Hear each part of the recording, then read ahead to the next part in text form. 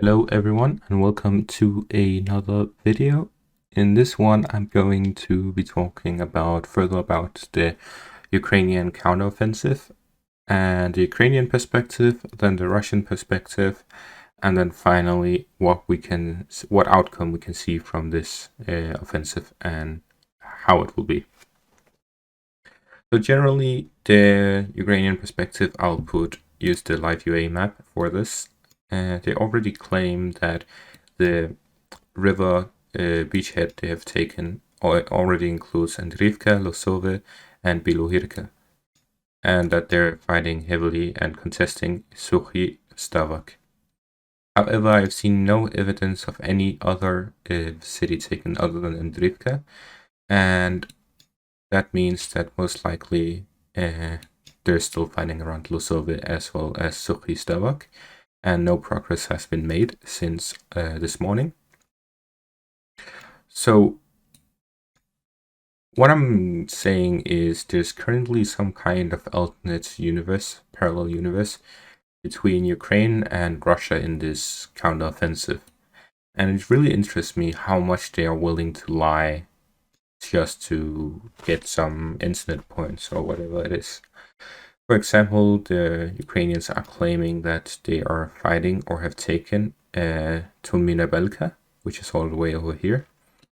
They're talking about taking just generally a lot of towns in the front line, that they've taken this and neighboring towns.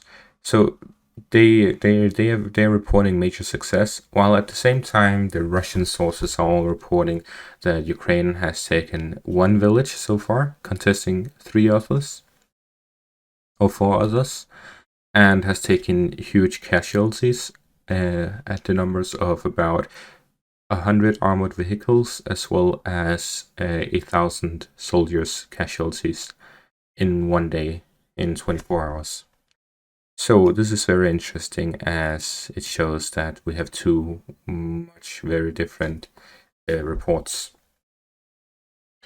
So we have 2 outcomes of this counteroffensive, either or what we can see the Ukrainian plan is that they actually want to push across and reach the Dnieper River, cutting off this northern part and using this river line as a defensive position to then further plan an invasion of Kherson from the west.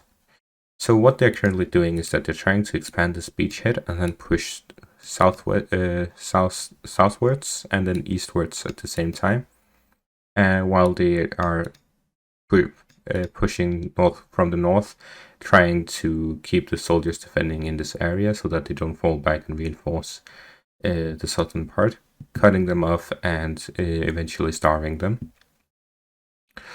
So far, well, as you can see, there's not been much success, but we're still very early in the counteroffensive. There's still much to tell. We can't even tell yet if they're really serious about this counterattack, as there's only been 1 day so far.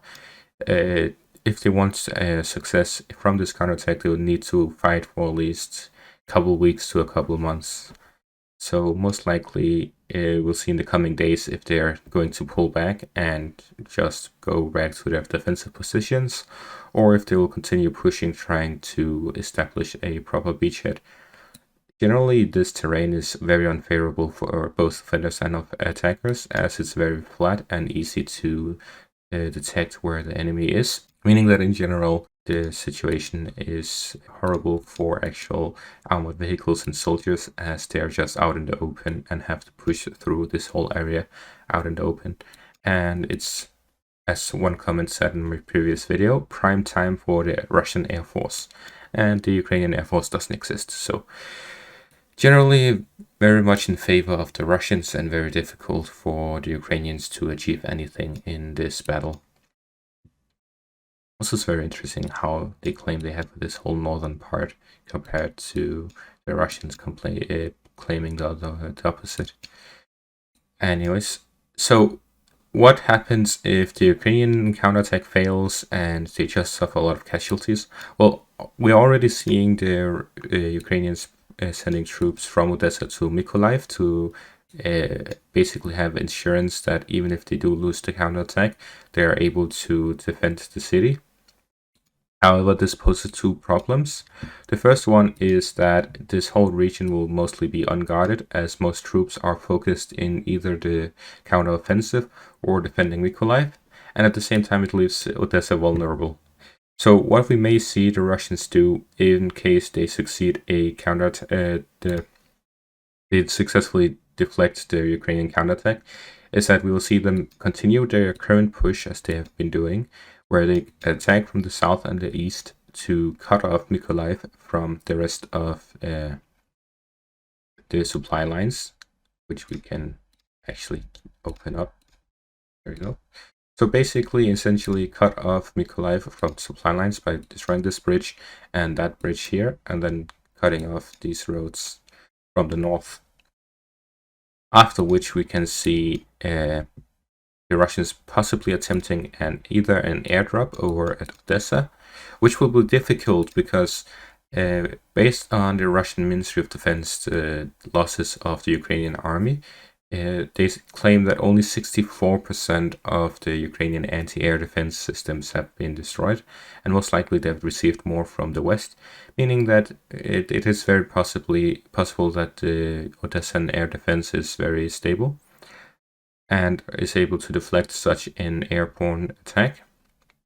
However, we may see the Russians attempt it either way.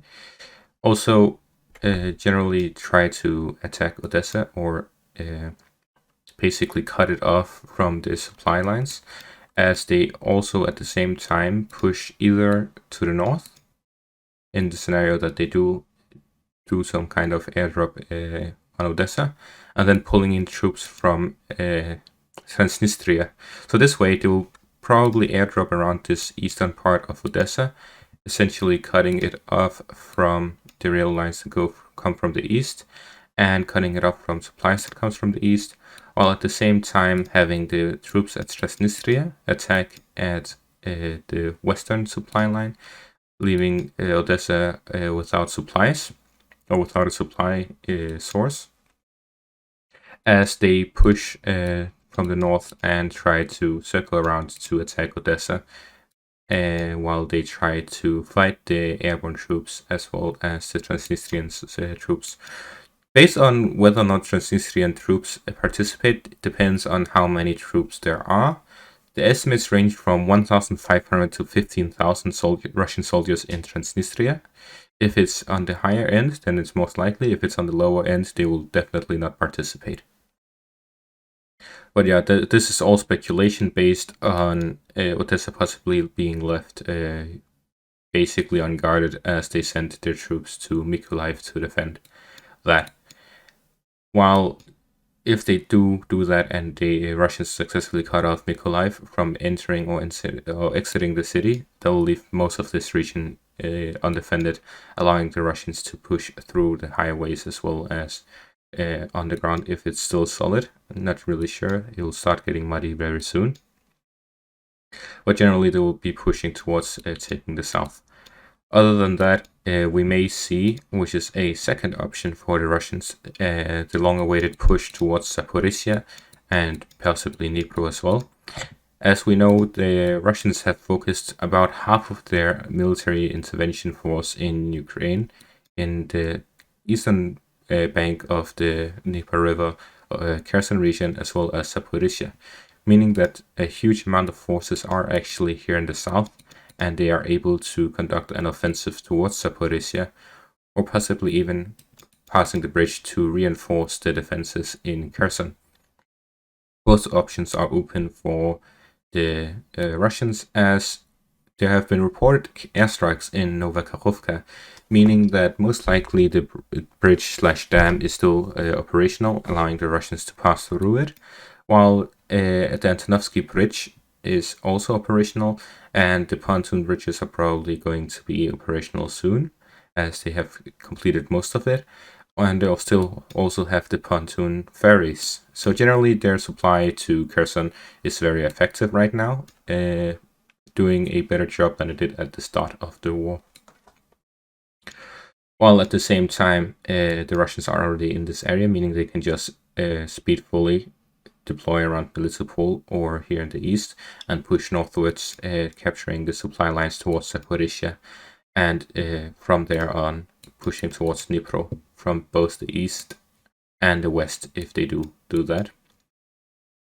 So generally, the counteroffensive in Kherson by the Ukrainians is a huge gamble, as if it fails, not only does it lose them infinite points and Western support, but it also costs them the fact that they will be vulnerable after such a counteroffensive, essentially meaning that the Ukrainians are in a position of weakness and the Russians can make use of that, and they were very well prepared to do so, considering that they have focused their forces in the south. Now, Western media seem very desperate to announce that this counteroffensive has forced the Russians to send troops from the east towards the south.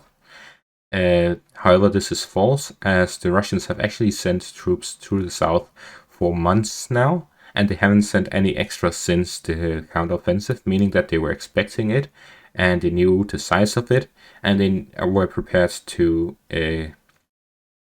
defend it as well as they can, as they have already prepared for it extensively.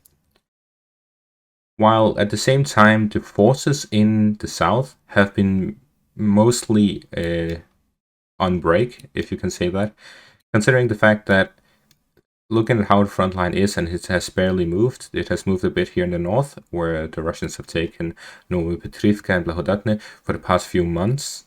While here in the east, we see that there's fighting on the whole front line, while the forces in the south are actually larger than the forces in the Donbass region, as of right now, meaning that essentially these troops have all been on break. That means that they're able to engage in a counteroffensive at any moment, since they are both well supplied and well rested.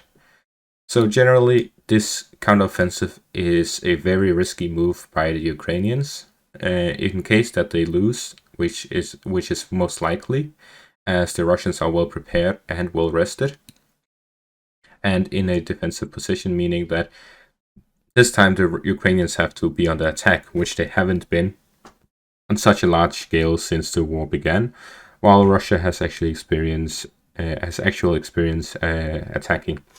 So everything, the ball is in the Russian field right now. They have a lot of options in the current situation, as long as they hold the line and defend the Kherson region from the Ukrainians.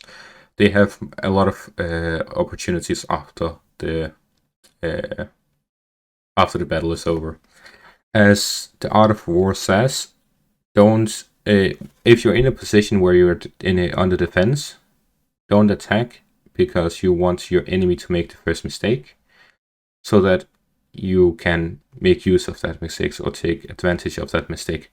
So essentially, they were waiting for Ukraine to counterattack so that they're able to have a position of strength and abuse that to the full potential. So generally, what we'll see is most likely a push to the north, maybe even just pushing not all the way to Zaporizhia, but just this road here, as that will already cut the supplies to Zaporizhia from the Kryvyi Rih area, and then pushing northwards towards Dnipro from the eastern bank, and that will cut off the supplies here, and then an air raid on the rest of the Dnieper River, cutting off the rest of the supplies.